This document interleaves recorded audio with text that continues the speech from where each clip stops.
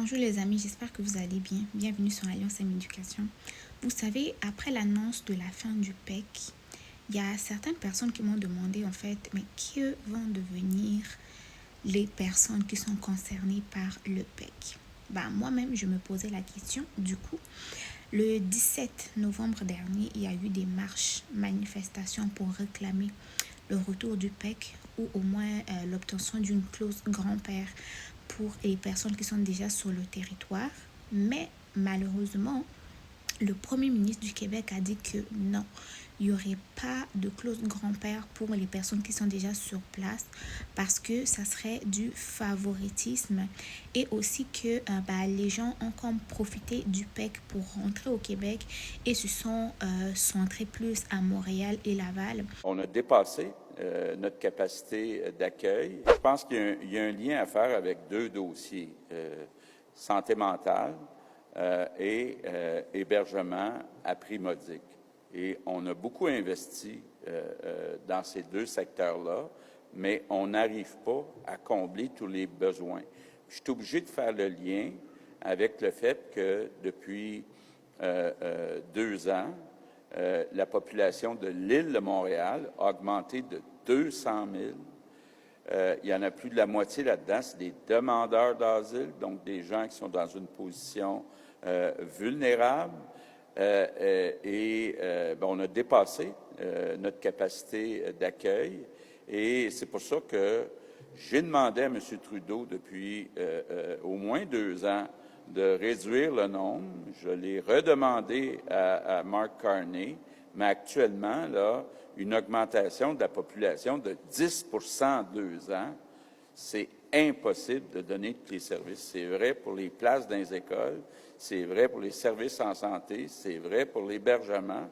Et ce qui est très inquiétant, je tenais à le dire tantôt, c'est qu'on est rendu que la population qui parle français à la maison, principalement, est passée de 48 à 43 Donc, c'est une tendance. Là, on était à 60 il y a quelques années, vraiment inquiétante.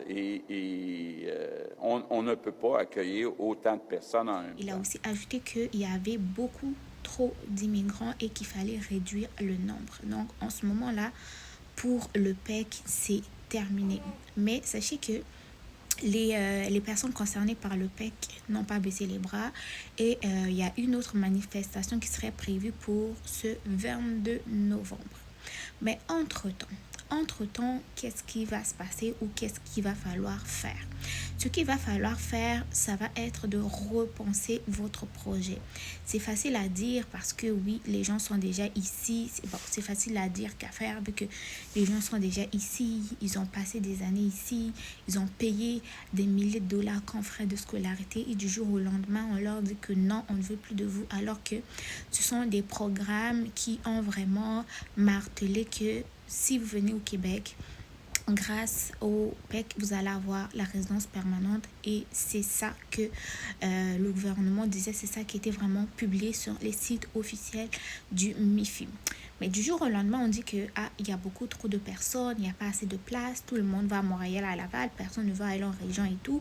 Donc on va plus faire rentrer beaucoup de personnes, on va plus régulariser les gens qui sont là et même les gens qui sont là se retrouvent avec plein de points d'interrogation parce que du jour au lendemain, certains d'entre eux étaient concernés par le PEC et il n'y a plus de PEC. Donc les amis, ce qui va se passer, franchement, ça va être de revoir un peu votre projet en regardant ailleurs. Okay? Quand je dis ailleurs, ça ne veut pas dire obligatoirement que vous devez partir du Canada, mais regardez un peu dans les autres provinces et territoires, les régions qui sont plus favorables pour vous. Parce que vous savez, le français, c'est pas seulement au Québec, le français c'est au Nouveau-Brunswick, le français c'est en Alberta, le français c'est en Ontario aussi. Il y a des communautés francophones partout, même si la province la province francophone c'était le Québec, mais le français existe aussi ailleurs au Canada. Pour avoir la résidence permanente, on vous a exigé désormais d'avoir une expérience de travail, mais pour les étudiants qui viennent à peine d'être diplômés, avec la difficulté qu'il y a actuellement pour trouver un emploi au Canada, on ne va pas se le cacher, c'est dur de trouver de l'emploi au Canada, même pour les personnes qui sont ici. Même si on dit, oh, pas étudiants étrangers, pas travailleurs étrangers, même pour ceux qui sont déjà Canadiens là, c'est dur de trouver du travail.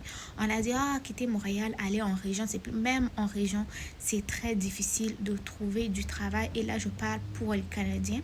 Donc, imaginez encore pour les étudiants étrangers et pour les travailleurs temporaires. C'est très compliqué.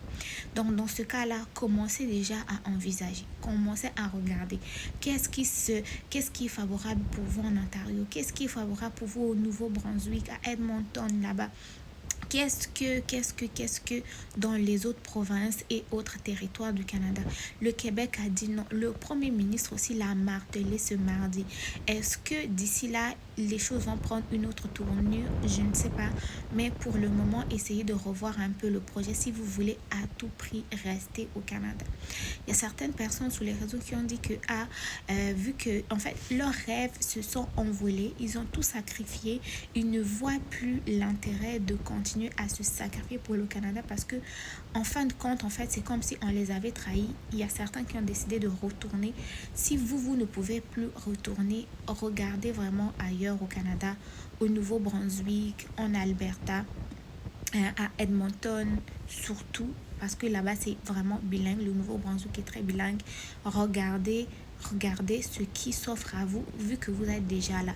Mais on continue quand même de croiser les doigts en espérant qu'il va y avoir un dénouement plus favorable dans les prochains jours, étant donné qu'il va y avoir une prochaine manifestation ce 22 novembre. Maintenant, pour les personnes qui sont encore à l'extérieur du Canada, à l'extérieur du Québec, qui prévoient tout de même venir étudier, vous allez prendre en considération les points que je vais vous donner. Premier point, ça va être le bon moment pour vous d'apprendre l'anglais. Oui, vous êtes francophone, oui, l'anglais c'est compliqué, mais essayez au moins d'apprendre les bases, ok? Surtout si vous venez étudier en fait, les bases ne sont même pas assez encore. Prenez le temps vraiment de vous former, prenez des cours intensifs si vous avez les moyens de vous le permettre, mais apprenez l'anglais. Apprenez l'anglais. Deuxièmement, vous allez devoir blender. Côté finance, là, vous allez vous blender. Pourquoi? Si vous voulez à tout prix venir au Québec, bien sûr. Dans les années précédentes, jusque-là, en 2025, la preuve de fonds pour un étudiant qui venait étudier au Québec était de 1500 dollars pour une personne. Je parle de la mise de fonds pour la province du Québec et non du fédéral. C'était de 1500 dollars par personne. Sachez que à compter du 1er janvier 2026, la preuve de fonds pour une personne qui vient étudier au Québec sera désormais de 24 600 dollars. Oui. Et oui, ça vient d'augmenter. Je vous mets la capture tout juste ici. Donc, non seulement vous allez devoir apprendre l'anglais, deuxièmement, vous allez devoir accumuler assez de revenus parce que pour la preuve de fonds, ça ne comprend pas vos frais de scolarité et autres frais. C'est seulement les frais de substance, ok, qu'ils ont dit que vous devrez avoir de 24 600 dollars pour une personne. Troisième point, vous allez devoir préparer votre mental. Préparer votre mental sur quel sujet? Le premier sujet, ça va être que vous êtes venu étudier avec des lois qui sont par exemple en cours en janvier 2026. Mais vous devez vous dire que en mars 2026, les choses peuvent changer parce que au Québec, c'est ici. Tout change du jour au lendemain. Quelque chose qui est en vigueur lundi, mardi, ça peut changer. Donc, vous devrez garder ça à votre tête que si mon plan A n'a pas marché, j'ai un plan B. Parce que ici, là, avec l'immigration, tout change tout le temps. Tout change tout le temps. Et aussi, ce que vous allez vous préparer au niveau de votre mental, ça va être donc de vous dire que je suis venu au Québec avec tel objectif. Mais si cela ne fonctionne pas, je suis prêt à aller à telle place ou je suis prêt à retourner chez moi. Ne vous dites plus que le Québec de 2000, combien c'est le Québec de 2026, on a besoin de nous, on a besoin de nous. Ici, là, avec le discours qui est propagé, avec tout ce qu'on voit dans les lois, non, il y a trop d'immigrants, il y a trop de cela, il y a trop de cela. Les choses sont complètement en train de changer, les portes sont en train d'être fermées et tout. Et ça se pourrait aussi que malgré que vous ayez eu la demande d'admission, vous ayez eu les fonds, qu'il y ait des complications au niveau du CAQ ou au niveau du permis d'études parce que le nombre d'étudiants étrangers ont été revus à la baisse au niveau fédéral vu que c'est lui qui donne le permis d'études. Donc quand vous allez faire votre projet, bien sûr vous devez être positif, avoir en fait un mental d'acier surtout parce que ça peut ou ne pas marcher et vous aurez déjà dépensé assez d'argent, mais vous devez vous garder en tête que ça peut marcher ou ça ne peut pas marcher parce que dans 150 000 personnes par année, comprenez que ce n'est pas tout le monde qui peut être accepté. Deuxième chose aussi que j'aimerais attirer votre attention, c'est là-dessus que si le Canada, en fait, si avec tout ce qui se passe au Canada, vous trouvez que ce n'est plus la meilleure destination parce que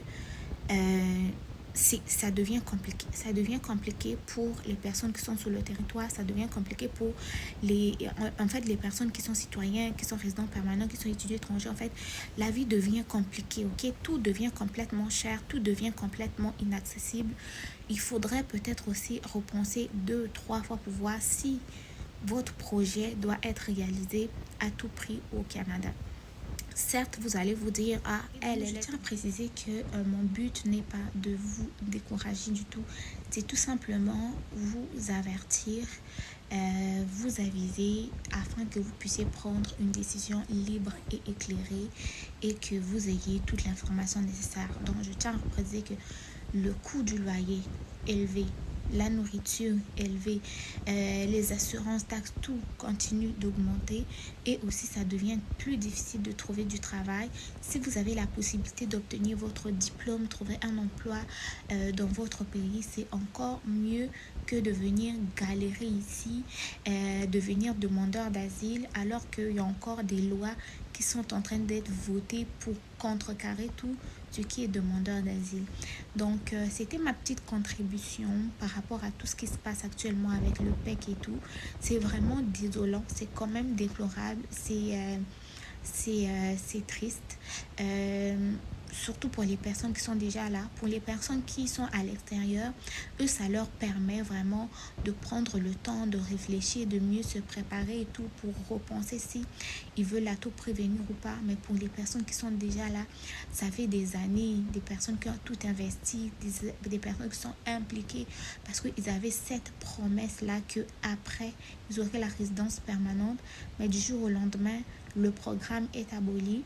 Et pour devenir résident permanent, il faut désormais passer par le PSTQ. C'est pas tout le monde qui a le temps d'être. Premièrement, il faut que tu sois diplômé, mais côté expérience de travail, c'est ça qui cause problème parce que c'est devenu compliqué de trouver du travail. Au niveau du public, il y a certains postes qui sont abolis dans des ministères. Les recrutements sont de plus en plus difficiles. Et même dans le privé, c'est compliqué de trouver un emploi, soit pour les emplois diplômés et non diplômés. Je vous en parle pas, c'est tellement dur qu'il y a des gens qui passent presque une année à chercher. Vous n'allez pas dire, oh, mais est-ce que tu as cherché ici? Non, des gens qui cherchent vraiment. Incroyable la façon qu'ils cherchent, mais ils ne trouvent pas de travail.